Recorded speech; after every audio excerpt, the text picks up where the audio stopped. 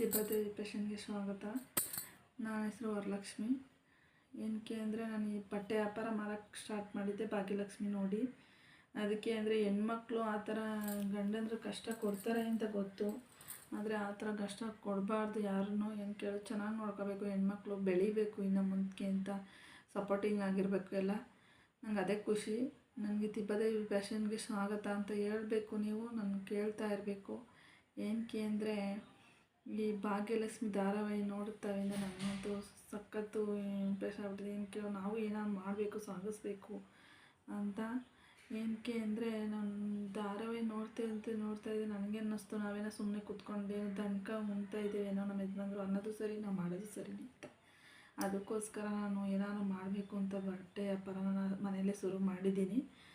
ನೀವು ಸಪೋರ್ಟಿಂಗ್ ಆಗಿರಬೇಕು, ನನ್ನ ಬೆಳೆಸಬೇಕು ಅಂತ ನನಗಿಷ್ಟ ಅಂತ ನಾನು ಕೇಳ್ಕೊತಾ ಇದ್ದೀನಿ.